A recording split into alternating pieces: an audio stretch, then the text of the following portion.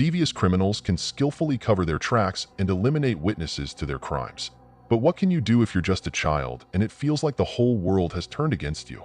Jack Boyle was an osteopath from Mansfield, Ohio, a city of about 50,000 residents. He built a stellar career in his field and became a highly successful practitioner. His practice was considered one of the best in the state, and by some statistics, every 13th resident of the city was his patient. At the time of these events, Jack and his wife, Noreen, had been married for over 20 years. The couple had 2 children. By 1989, their eldest, a son named Collier, was 11 years old. Shortly before this, the Boyles had adopted a 3-year-old girl from Taiwan, naming her Elizabeth. Noreen Schmidt, Jack's wife, had grown up in a working-class family in Philadelphia and worked as a dentist. During the early years of their marriage, she supported Jack while he pursued his medical degree. After the birth of their son, Noreen left her job to become a stay-at-home mom. Thanks to Jack's thriving career, the family enjoyed a comfortable lifestyle. The children attended private school, the family traveled frequently, and they indulged in shopping and other luxuries. Despite outward appearances of a perfect, happy family, Jack Boyle was known to have a harsh and abusive personality. He often insulted his wife and, on occasion, was physically abusive toward her. Moreover, Jack was unfaithful. His infidelity was no secret. Both friends and family, as well as Noreen herself, were well aware of his frequent affairs. Jack had a constant weakness for young women, and over the years, he rotated through a series of mistresses. For the sake of the children, Noreen endured his behavior for many years. She knew about his infidelity and was forced to tolerate it, as Jack made no effort to hide his actions. Any attempts by Noreen to confront him about his affairs, or any other matter, were met with harsh rebuke. Jack was extremely controlling and refused to accept criticism. Their son Collier also felt the weight of Jack's authoritarian nature from a young age.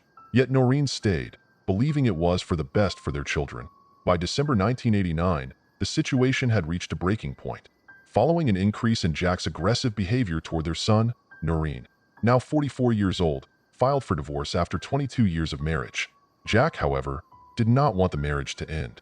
He was content with their family life, his status, and his relationship with his wife and children. Determined to save the marriage, Jack proposed a fresh start by moving to Erie, Pennsylvania, a city of about 100,000 people. He planned to relocate not only the family but also his medical practice. The proposed new home was nearly a 3-hour drive from Mansfield. By mid-December 1989, Jack had begun making frequent trips to Erie under various pretexts. Despite his efforts, he could not persuade Noreen to reconcile. Things were not unfolding as smoothly as Jack had hoped. However, he managed to convince Noreen to stay through the new year before continuing their discussions. The family, including Jack, Noreen, their children, and Jack's mother, Christina, spent New Year's Eve together in Mansfield. Jack asked his mother to watch the kids after midnight, as he planned another trip. Though he had desperately tried to make the move before the new year and begin a new chapter, the family ended up staying in their old home to celebrate. For the sake of the children, Noreen agreed to this arrangement, despite the tension between her and Jack. As expected, on New Year's Eve, the couple argued once again. The youngest child in the family didn't fully understand what was happening, but Collier was deeply concerned. Jack's mother, Christina, tucked him into bed that night. As Collier was drifting off to sleep, he was startled by a piercing scream, followed by 2 loud thuds, as if something had slammed against the wall. Then, everything went silent. Moments later, he heard someone pacing outside his bedroom. The footsteps stopped, and the door creaked open. Someone stood there silently for a while. Terrified, Collier pretended to be asleep, remaining frozen in place until morning despite his growing unease. Early on the morning of January 1st, 11-year-old Collier emerged from his room. The house was quiet, but his mother was nowhere to be found. Jack, on the other hand, appeared to have been up for hours, or perhaps he hadn't gone to bed at all. When Collier asked where his mother was, his father told him that she had left after their argument the night before. Jack reassured the boy that Noreen would be back soon. Jack's mother, Christina, backed up the story, recalling how something similar had happened the previous New Year's Eve. Despite these assurances, days passed, and Noreen never returned. Noreen's best friend, Shelley, was immediately skeptical of Jack's explanation. Shelley had been supporting Noreen throughout the divorce process and had become especially close to her during this difficult time. The two had plans to meet for lunch just after New Year's to discuss critical next steps, but Noreen never showed up. When she failed to attend this important meeting, Shelley was stunned and deeply worried. This behavior was entirely out of character for Noreen, who had been committed to her children above all else. Shelley insisted that Noreen would never have abandoned her kids, especially not her 3-year-old adopted daughter, Elizabeth, who had only recently joined the family and still desperately needed her mother. Determined to act, Shelley went to the police and reported Noreen as missing. However, she was met with standard responses about waiting 72 hours and the fact that adults have the right to leave without informing anyone. Shelley's pleas fell on deaf ears. Despite her arguments that Noreen would never have willingly left her children, the police were reluctant to act. Frustrated and desperate, Collier took matters into his own hands. He found the number for the police department in a phone book and called to report that something had happened to his mother. The authorities responded to the call and visited the Boyle home. Lieutenant David Messmore was the first officer on the scene. He immediately noticed how frightened Collier seemed. The boy's eyes silently begged for help, but Messmore wasn't able to speak with him privately. Still, he observed how Collier visibly trembled in his father's presence. When Jack asked who had contacted the police, Messmore lied, saying that a relative of Noreen's had made the call. Despite his suspicions, the officer couldn't prove anything. The other officers took Jack at his word, a respected doctor claiming his wife had left after a fight. Everyone seemed to accept Jack's version of events, except for Messmore, who found the man deeply suspicious. Noreen was officially declared missing. Weeks passed, and many believed Jack's story about her running away. But Collier knew in his heart that his mother would never abandon him. David Messmore found the initial explanation highly implausible. Everyone knew Noreen as a loving, devoted mother who would never abandon her children under any circumstances. After hearing from those close to the missing woman, law enforcement officers visited Boyle's home in Mansfield. They carefully searched every room but found no alarming evidence. Forensic specialists combed through the property but turned up nothing. The house was spotless. Despite the lack of physical evidence, the visit allowed David to interview Collier, Boyle's son. The boy described everything he had heard on New Year's Eve in detail, including a suspicious female scream and banging on the wall. Lieutenant Messmore became convinced that Dr. Boyle was involved in a crime related to his wife's disappearance. Collier's younger sister, who was only 3 years old at the time, might have even witnessed the crime. The girl told police she saw her stepfather strike her mother on the head, lay her on the floor, and wrap her up like a snowman. However, due to her young age, her testimony wasn't considered credible or used in the investigation. When police began interviewing Boyle's relatives, they all supported Jack. Yet his behavior raised red flags. Almost immediately, a young pregnant woman named Sherry Campbell moved into the house. Dr. Boyle insisted she wasn't pregnant by him and claimed they met only after his wife disappeared. According to him, he had taken pity on the struggling woman and offered her shelter. He asserted that his marriage had been in trouble for a long time and that as soon as his wife returned, they would officially divorce. But to Collier's horror, his mother never came back. Through conversations with Noreen's family, David Messmore uncovered unsettling details about Dr. Boyle's personal life. It turned out that his relationship with 26-year-old Sherry Campbell had been going on far longer than he admitted, and she was likely pregnant with his child. However, concrete proof was still needed to expose Boyle's lies. As troubling details continued to emerge, suspicions grew stronger, but there was no hard evidence. Noreen's body had not been found, and the theory that she had run away seemed increasingly unlikely. In several weeks, she had made no purchases, used no credit cards, and made no contact with her children or family. Everything about her disappearance felt off. Lieutenant Messmore faced opposition in his investigation. Other officers believed the respected Dr. Jack Boyle was telling the truth. Still, while examining the house in Erie and retracing Noreen's last known movements, Messmore noticed a critical detail. Around the time the new property was purchased, Noreen was reportedly in Mansfield, according to several witnesses. A meeting with the realtor confirmed Messmore's suspicions. Jack had brought Sherry, who used Noreen's documents during the purchase. This fraud gave Messmore grounds to confront the pregnant woman, Boyle's new lover. Sherry claimed she believed Noreen had left the family after enduring years of infidelity and betrayal. She insisted her relationship with Boyle only began after his wife vanished, which was clearly a lie. Collier, desperate for help, searched his father's car and found a photo of Jack and Sherry taken before New Year's. He managed to hand it over to Messmore. The picture, taken in front of the new house in Erie, prompted investigators to search the property. However, Dr. Boyle denied them access. Obtaining a warrant required substantial evidence. Detective Messmore lacked the critical proof he needed. But worse, the scrutiny seemed to provoke the likely killer. This raised fears that he might harm the most vulnerable witnesses, his children. 2 weeks after Noreen's disappearance, other officers also began taking the case more seriously. Her prolonged silence was far too suspicious to ignore. Thanks to the fraudulent activity uncovered during the property purchase, detectives gained access to Jack Boyle's financial transactions. This revealed suspicious behavior around the time of his wife's disappearance. Jack had rented a powerful jackhammer, purchased large quantities of cleaning supplies, and even bought quick-drying cement from a hardware store. He also made frequent fuel purchases in Erie, likely during visits to the new property.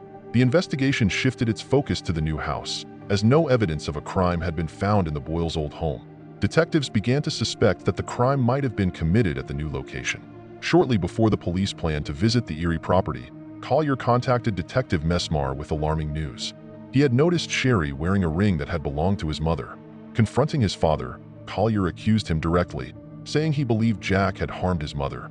The confrontation escalated when Jack told Collier they would take a trip to a forested area in a neighboring state the next day to get away.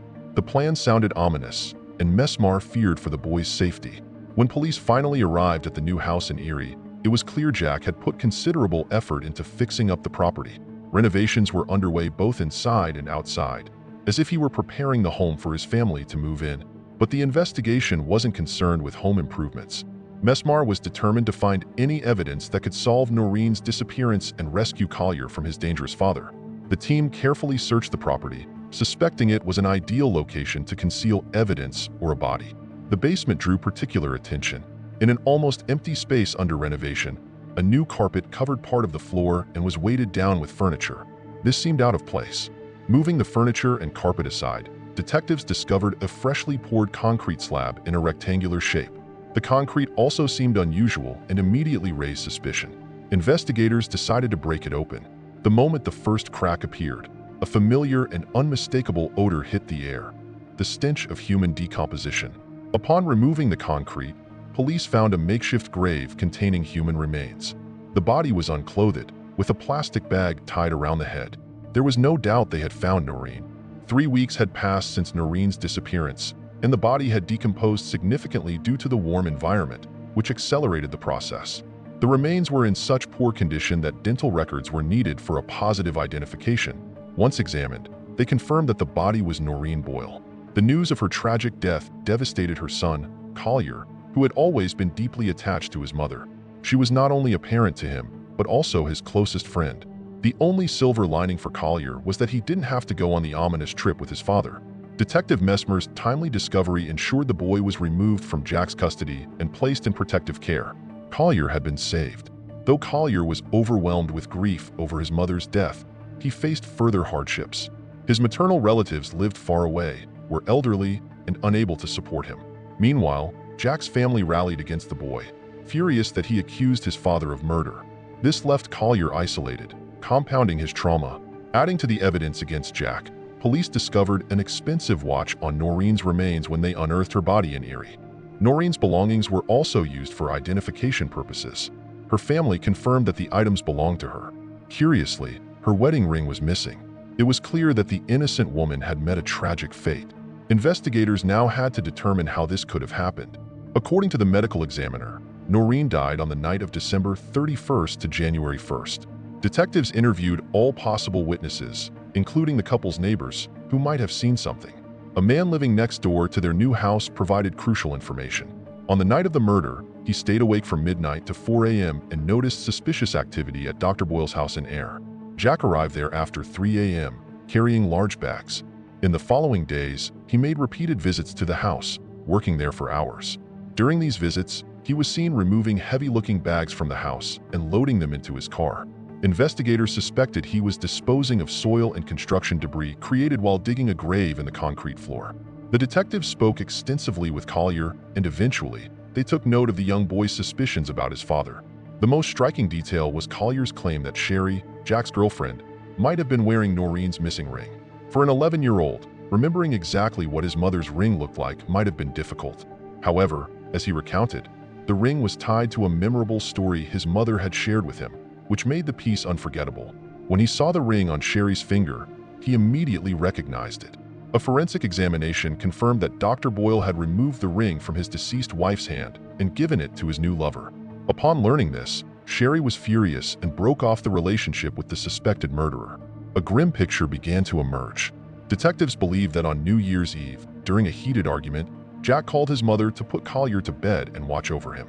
Before the celebration began, Dr. Boyle mentioned to his family that he had urgent business in Erie and planned to go there with his wife. Collier and his grandmother reportedly overheard Jack attacking Noreen. However, the grandmother later covered for her son, insisting she heard nothing suspicious and actively refuting her grandson's claims. When questioned by investigators, Collier described his parents' argument before he fell asleep. He was later jolted awake by a terrifying scream and the sound of banging against a wall, followed by an eerie silence. According to the investigation, Dr. Boyle inflicted a fatal head injury on his wife. He then wrapped her head in a plastic bag, presumably to prevent blood evidence from being left at the scene. Afterward, Jack went to his son's room to check on him. Collier vividly remembered his father standing in the doorway, staring at him for what felt like an agonizingly long time. Pretending to be asleep, the boy instinctively sensed danger. To this day, he shudders at the thought of what his father might have done if he realized Collier had been awake and had heard everything.